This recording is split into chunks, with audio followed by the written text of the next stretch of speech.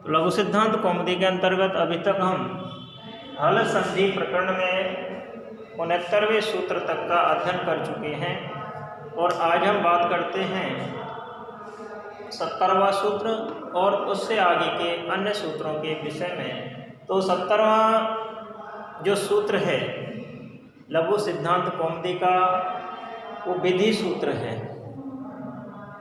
उदः स्था स्तंभो पूर्वस्य, उदः स्था स्तंभो पूर्वस्य, विखंडन करने से स्वतः ही ये शब्द सभी अलग अलग हैं। उदः स्था स्तंभ पूर्वस्य अर्थात उद से विद्यमान स्था और स्तंभ को पूर्व सवर्ण होता है। पूर्व से माने पूर्व जैसे का, पूर्व सवर्ण होता है, लेकिन कब होता है? उद पहले अथवा बाद में विद्यमान हो, यानी कि उद पहले हो अथवा बाद में हो। और स्था तथा स्था तथा स्तंभ विद्यमान हो, स्था या स्तंभ, स्था या स्तंभ। कहने का तात्पर्य है उद इससे पहले भी हो सकता है और इसके बाद भी हो सकता है। ठीक है, उद से विद्यमान स्था और स्तंभ को पूर्व सवर्ण होता है, लेकिन कब होता है कि उद पहले अथवा बाद में हो, तो इसके आगे लगेगा तो पहले और इसके बाद में लगेगा तो बाद में। स्था पहले हो अथवा बाद में हो तो स्था और स्तंभ को पूर्व सवर्ण हो जाता है। ठीक है, अगला सूत्र है तस्मादि इति उत्तरस्य।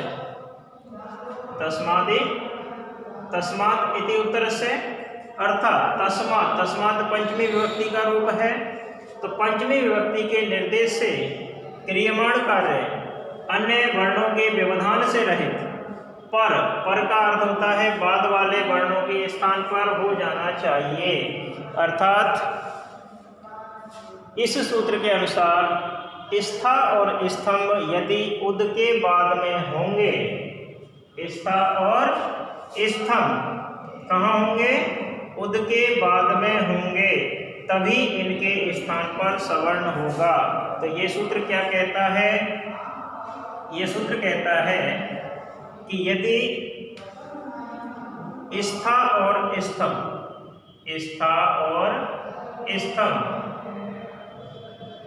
कहाँ हो? उद के बाद, तब ही इनके स्थान पर सवर्ण होगा, अन्यथा नहीं होगा। अगला सूत्र है आदेः परस्य।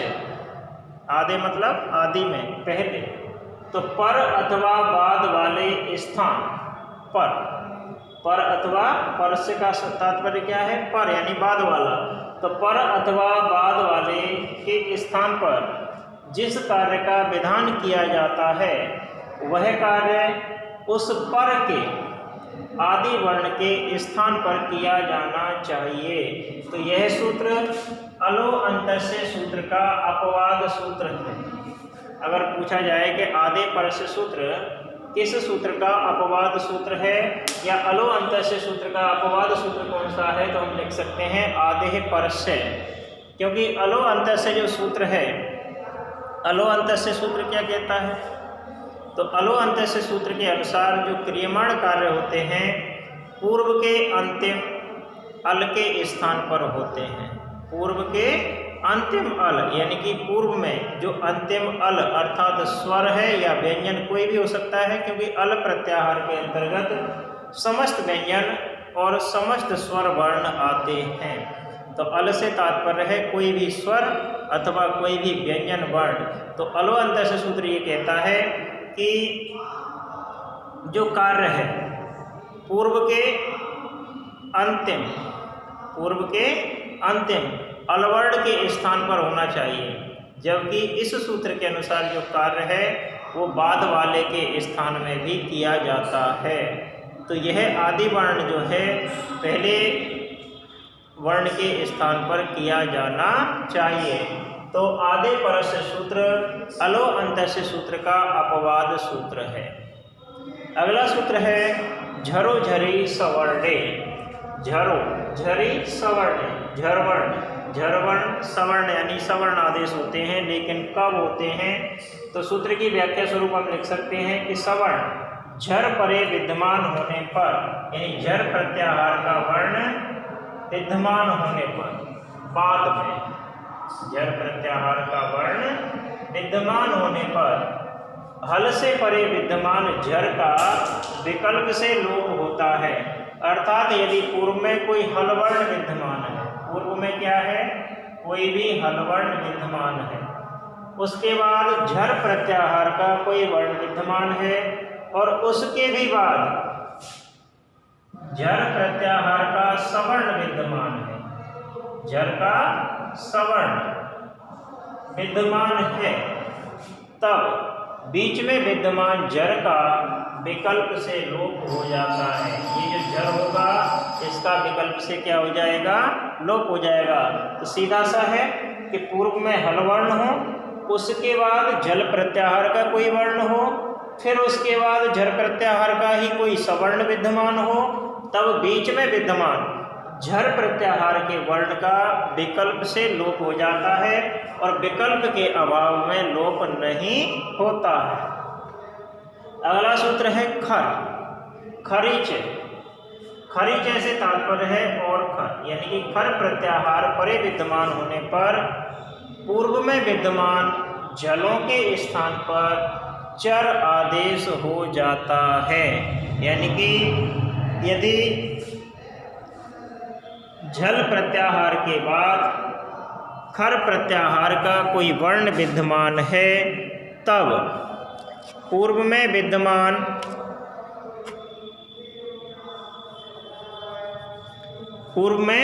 विद्यमान झलों के स्थान पर चर आदेश हो जाता है। अगला सूत्र है झयो हो अन्यतरस्याम। झयो हो अन्यतरस्याम। तो देखो झयो, झयो से तात्पर्य है झय प्रत्याहार। झय प्रत्याहार के अंतर्गत प्रत्येक वर्ग के प्रथम 4 अक्षर आते हैं। प्रथम 4 अक्षर झय प्रत्याहार के अंतर्गत प्रत्येक वर्ग के प्रथम 4 वर्ण आते हैं, प्रथम 4 अक्षर आते हैं। हो से तात्पर्य है हकार, यानी कि ह वर्ण। अन्यतरस्याम, अन्यतरस्याम से तात्पर्य है विकल्प से। अन्यतरस्याम से तात्पर्य है विकल्प से। तो सूत्र का अभिप्राय होगा कि झय प्रत्याहार से परे विद्यमान हकार के स्थान पर विकल्प से सवर्ण हो जाता है। अर्थात नाद, घोष, संवार, महाप्राण हम पहले पढ़ चुके हैं। यत्न वाले हकार के स्थान पर वैसा प्रत्येक वर्ग का चतुर्थ वर्ण होता है, अर्थात चतुर्थ वर्ण हो जाता है। तो झय प्रत्याहार में प्रत्येक वर्ग के, तो हम लिख सकते हैं कि अर्थात झय प्रत्याहार में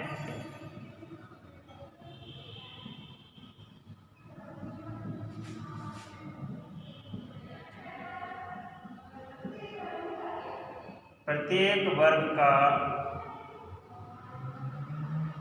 वर्ग के प्रथम 4 वर्ण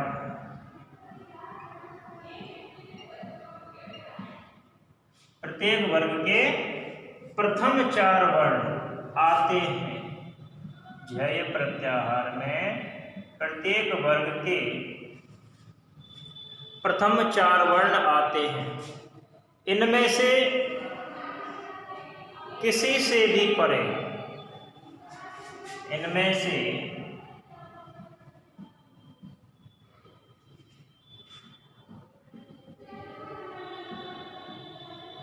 किसी से भी परे, यानी बाद में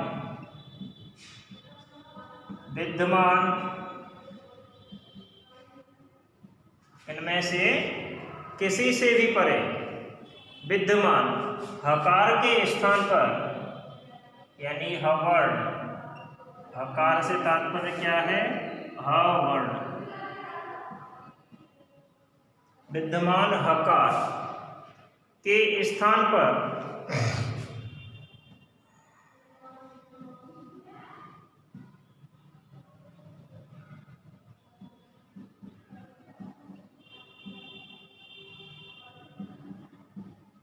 विकल्प से क्या हो जाएगा, पूर्व सवर्ण, विकल्प से पूर्व सवर्ण अर्थात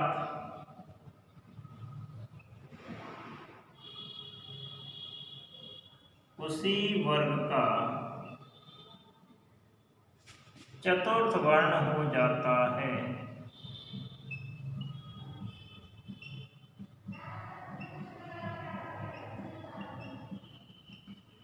उसी वर्ण का, उसी वर्ग का क्या हो जाता है, चतुर्थ वर्ण हो जाता है।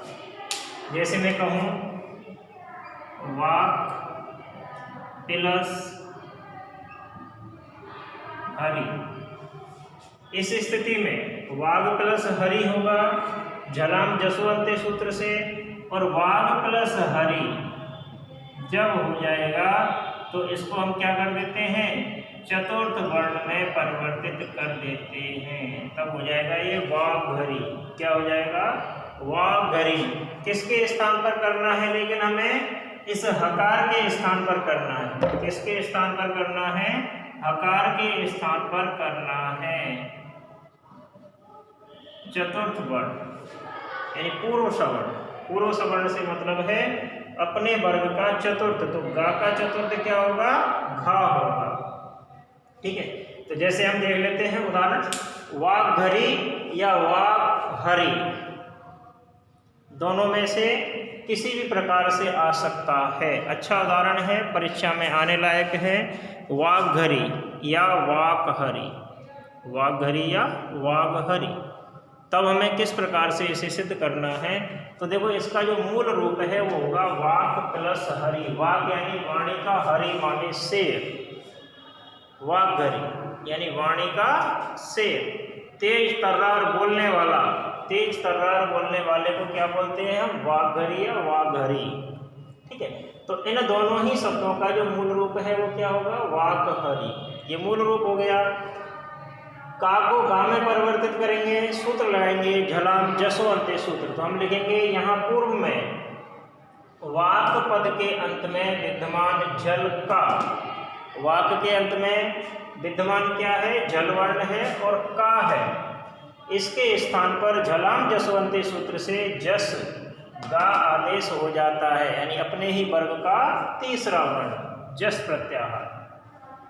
अब हम देखते हैं कि वाघरी इस हा के स्थान पर विकल्प से घा हो जाता है और विकल्प के अभाव में हा ही रहता है, तो इस प्रकार की आएगी। तब हमें लिखना है कि यहाँ पूर्व में जय प्रत्याहार का गा विद्यमान है और उसके बाद हकार विद्यमान है। क्या विद्यमान है, हकार विद्यमान है।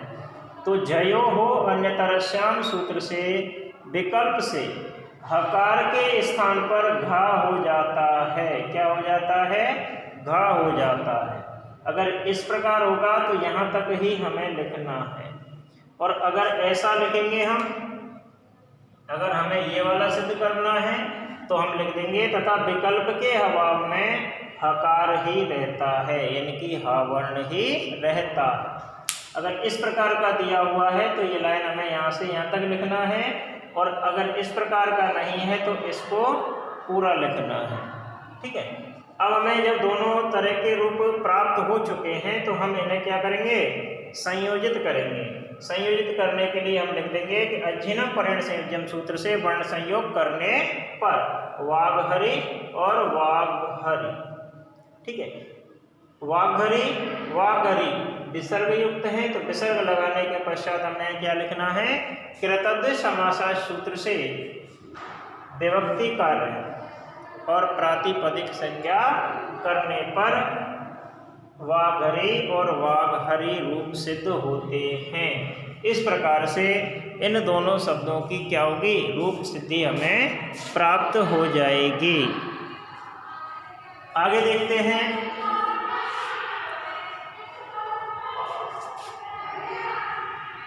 सक्षो अटि। सक्षो अटि सूत्र से तात्पर्य है स से सकार और छ से सकार। अटि से तात्पर्य है अट प्रत्याहार।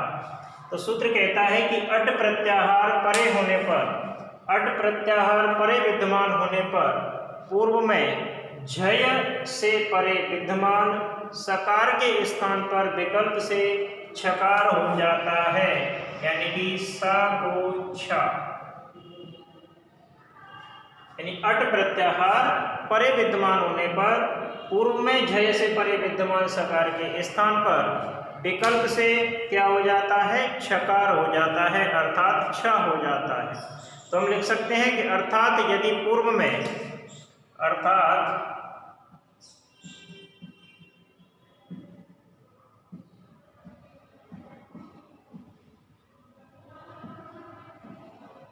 यदि पूर्व में झय प्रत्याहार का कोई वर्ण विद्यमान है, झय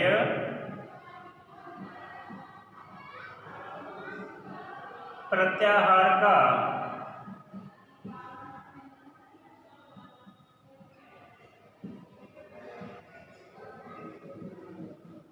कोई वर्ण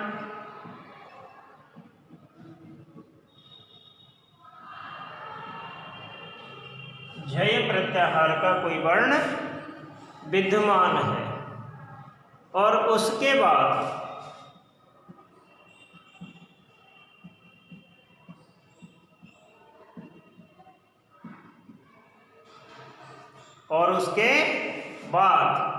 सविद्यमान है, सकार।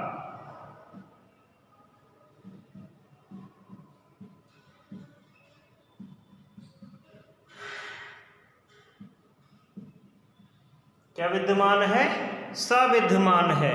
और उसके भी बाद सविद्यमान है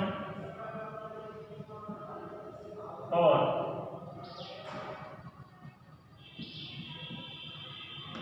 उसके भी बाद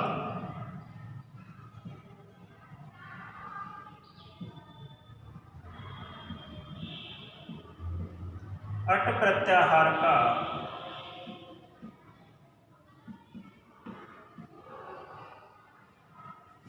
कोई वर्ण विद्यमान है।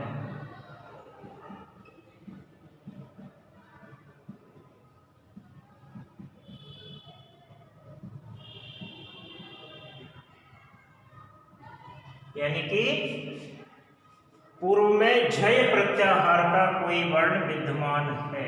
किसका? झय प्रत्याहार का।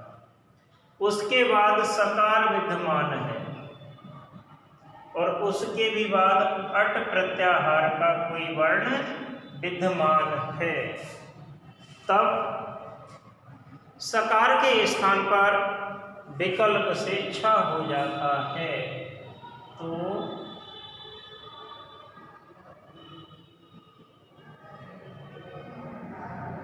सकार के स्थान पर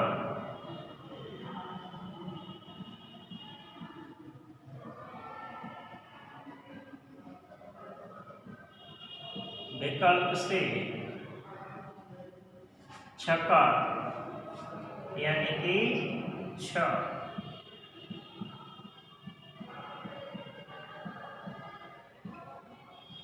हो जाता है। क्या हो जाता है? सकार के स्थान पर छकार हो जाता है। जैसे मैं लिखूं कि तच प्लस से क्या हो जाएगा? तक्षिप। क्या हो जाएगा? तक्षिप। तच प्लस शिव, तच प्लस शिव, तो चा को क्या हो जाएगा? छ हो जाएगा, तक्षिप। इस प्रकार से तो कहने का अर्थ है कि पहले झय प्रत्याहार का कोई वर्ण है, उसके बाद सकार विद्यमान है, उसके बाद अट प्रत्याहार का कोई वर्ण विद्यमान है, तब इस सकार के स्थान पर विकल्प से छकार हो जाता है। क्या हो जाता है? छकार हो जाता है। आगे के सूत्रों का अगले अध्याय में निर्धारण करेंगे। धन्यवाद।